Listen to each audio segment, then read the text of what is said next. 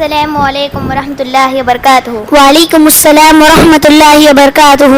لا الہ الا اللہ کا صحیح ترجمہ کیا ہے؟ نہیں ہے کوئی سچا معبود سوائے اللہ کے۔ کلمہ طیبہ کے ترجمہ نہیں ہے کوئی معبود سوائے اللہ کے، کیوں صحیح نہیں؟ قرآنی آیات اور عینی مشاہدین سے معلوم ہوتا ہے کہ ہر زمانے میں ناحق معبودان رہتے ہیں، اسی لیے ان کے وجود کا نہیں بلکہ ان کے سچے ہونے کا انکار کیا جائے گا۔ کلمہ طیبہ کے ترجمے میں سچے یا حقیقی کا اضافہ کرنا کیوں ضروری ہے؟ اللہ نے فرمایا کہ اللہ ہی حق ہے اور اس کے سوا جسے مشرکین پکارتے ہیں وہ باطل ہے۔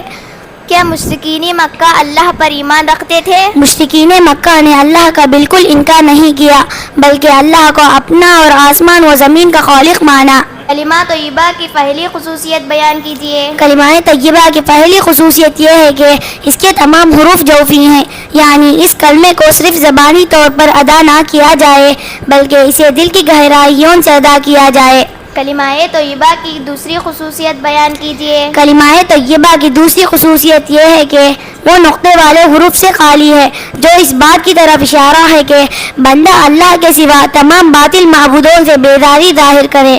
کلمہ شہادت کا پہلا حصہ کیا بتاتا ہے؟ کلمہ شہادت کا پہلا حصہ مقصد زندگی کو بتاتا ہے۔